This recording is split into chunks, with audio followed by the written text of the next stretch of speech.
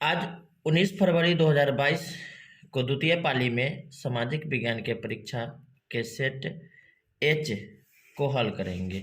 इसमें ऑब्जेक्टिव प्रश्न 80 दिए गए हैं, जिनमें 40 प्रश्नों को ही सिर्फ हल करना है, लेकिन हम लोग 80 प्रश्नों को हल करेंगे। चलते हैं प्रश्न संख्या 1 पर। निम्न में से कौन राष्ट्रीय दल नहीं है? तो लोक जनशक्ति पार्टी अभी राष्ट्रीय दल नहीं है। आंसर होगा बी। बोलीविया में जन संघर्ष का मुख्य कारण क्या था? बोलीविया में जल का निजीकरण। आंसर हो जाएगा बी। चलते हैं प्रश्न संख्या 3 पर। बोलीविया किस महादेश का हिस्सा है? तो आंसर है इसका दक्षिण America. Answer C. Question number 4। निम्न में से किसे प्राथमिक क्षेत्र कहा जाता है? तो कृषि क्षेत्र को प्राथमिक क्षेत्र कहा जाता है। ऑप्शन हो जाएगा इसका बी। क्वेश्चन नंबर 5 पे स्वीडन की मुद्रा क्या है? तो होगा कोरोना। Option D. गरीबी के कुचक्र की धारणा किसने दी? तो इसका आंसर होगा Ragnar Nurkse. Option D. Question number 7। कृषि तथा ग्रामीण विकास के लिए पुनर्वित्त करने वाली संस्था कौन है? आंसर होगा इसका नाबार्ड। Option B. चलते हैं अगले प्रश्न 8 पर।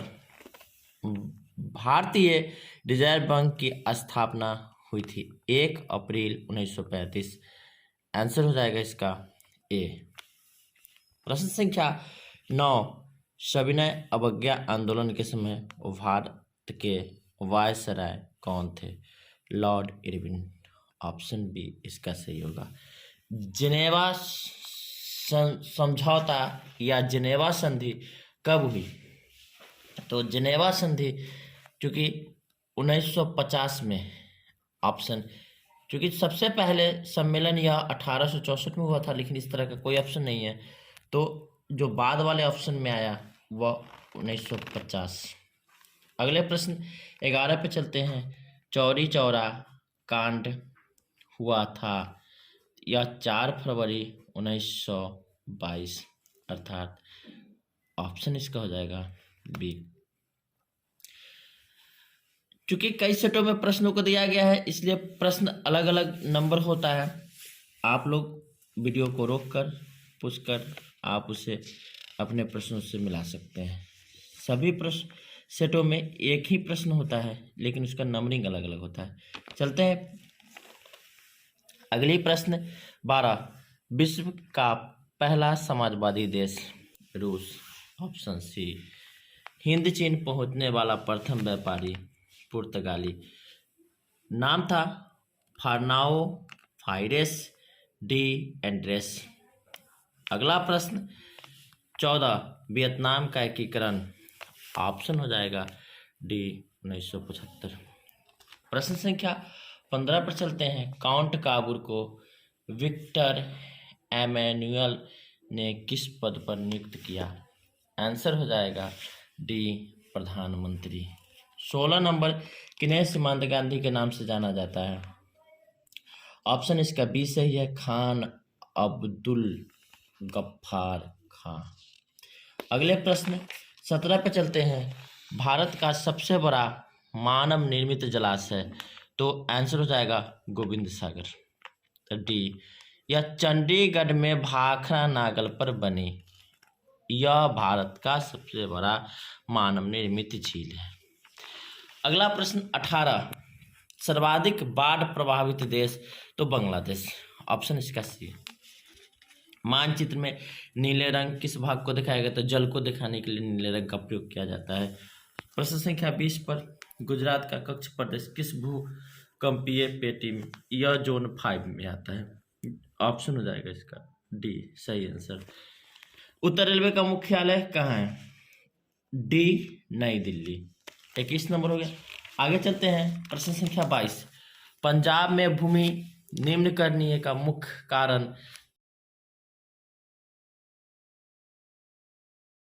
तो वहाँ था अधिक सिंचाई। यह ऑप्शन हो जाएगा इसका डी। भारत का संवैधानिक अध्यक्ष कौन है? ए राष्ट्रपति। अगला प्रश्न 24, अंकोर वाट मंदिर कहाँ है? आंसर हो जाएगा कंबोडिया, डी। अगले प्रश्न चलते हैं 25 में, मोपला विद्रोह कहाँ हुआ था? तो ये केरल में हुआ था 20 अगस्त 1921 को। अगले प्रश्न 26 में, भारत की प्राचीनतम कोयले की खान कौन है? तो झरिया, सही ऑप्शन होगा इसका बी। अगले प्रश्न पे चलते हैं हम लोग 27, बोनस भुगतान अधिनियम किस पंचवर्षीय योजना के दौरान बना? तब बोनस भुगतान अधिनियम 1965 जो था वह द्वितीय पंचवर्षीय योजना के तहत बना। सही आंसर होगा बी। भारत की पहली जूट मिल कहाँ स्थापित की गई थी? तरीसरा हुआ 1859 ईस्वी में कलकत्ता में। पावर लूम का आविष्कार किसने किया? तो Edmund Cartwright, answer C. अंतर्राष्ट्रीय श्रमिक संगठन का मुख्यालय कहाँ है? तो जिनेवा, ऑप्शन डी सही होगा। सिंगापुर कब आजाद हुआ? 9 अगस्त 1965, ऑप्शन इसका डी वह सही आंसर होगा। अगले प्रश्न हम लोग 32 में चलते हैं। भारत सदस्य नहीं है तो दक्षेस का सदस्य नहीं है। सही आंसर होगा ए। सहकारिता साख समिति कानून कब पारित हुआ?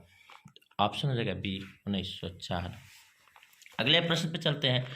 भारत की वित्तीय राजधानी किस नगर को कहा जाता है? तो मुंबई, ऑप्शन डी सही है।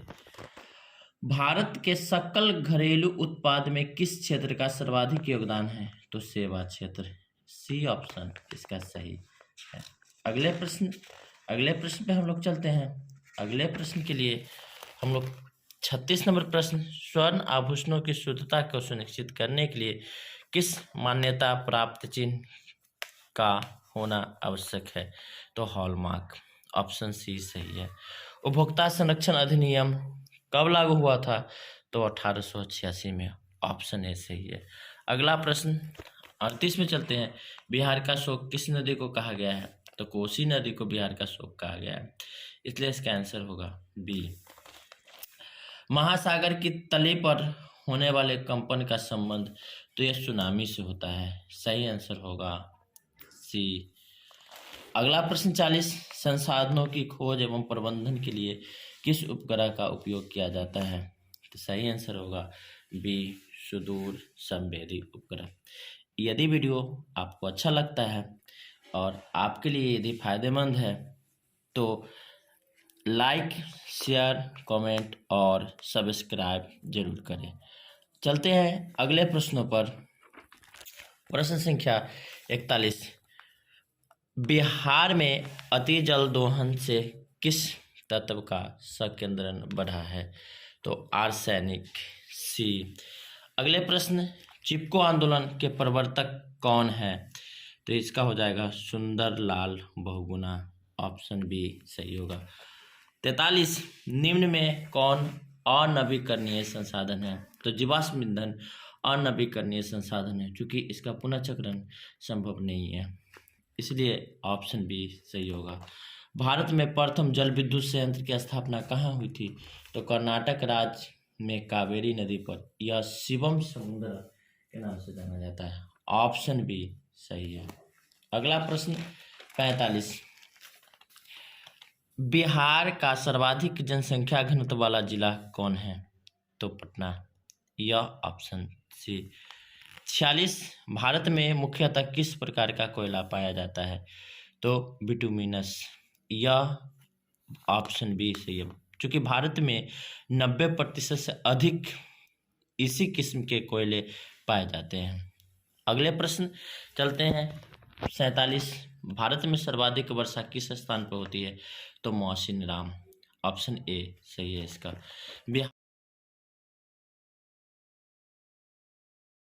बिहार की प्राचीनतम नदी घाटी परियोजना कोसी परियोजना, ऑप्शन सी सही है। अगले प्रश्न चलेंगे निम्न में कौन राज्य रेल मार्ग से नहीं जुड़ा है? तो आंसर हो जाएगा ऑप्शन डी इसका सही है, मेघालय। अगले प्रश्न पे हम लोग चलते हैं। प्रश्न संख्या 50, वायु परिवहन का राष्ट्रीयकरण कब किया गया था? तो 1 अगस्त 1953। आंसर सी ऑप्शन इसका सही है। अगले प्रश्न पे चलते हैं। भारत का प्रथम निर्यातक संवर्धन क्षेत्र कहाँ स्थापित किया गया? तो कांडला। ऑप्शन बी सही है। अगले प्रश्न पे चलते हैं। प्रश्न 52, बिहार का कितना प्रतिशत क्षेत्र वनों से आच्छादित है? तो 7.1% हो चुकी है, यहाँ पर ऑप्शन में नहीं है, इसलिए 7% को हम लोग सही मानेंगे। 7%, ऑप्शन डी। धान एक प्रकार है, तो यह चूंकि आश, अमन और बोरो तीनों धान के प्रकार है, इसलिए इसका ऑप्शन होगा डी, इनमें सभी। ये सही है। अगले प्रश्न 54 पे हम लोग चलते हैं। 54 नंबर प्रश्न पे कि निम्न में कौन कार्बनिक खनिज है? तो कोयला कार्बनिक खनिज है। अगले प्रश्न, प्रथम पृथ्वी सम्मेलन कहाँ हुआ था? तो रियो डी जेनेरो में हुआ था। यह सन 1992 में हुआ, ब्राजील की राजधानी में हुआ था। इस समय 172 देश भाग लिए थे। अगले प्रश्न 56, निम्नलिखित में कौन कृषि आधारित नहीं है? तो सीमेंट उद्योग कृषि आधारित उद्योग नहीं है। अगले प्रश्न, मुद्रण कला का आविष्कार कहाँ हुआ था? तो मुद्रण कला का आविष्कार वह चीन में हुआ था। अगले प्रश्न 58, विश्व के प्रथम पेपर मिल कहाँ स्थापित हुई थी? तो यह भी आंसर इसका भी चीन होगा, ऑप्शन सी। प्रश्न संख्या 59, 95 थीसिस किसने लिखी? तो यह मार्टिन लूथर। अप्रैल थीसिस की जब बात होगी तो लिखेंगे लेनिन, लेकिन यहाँ पे प्रश्न है 95 थीसिस किसने लिखी? आंसर होगा मार्टिन लूथर।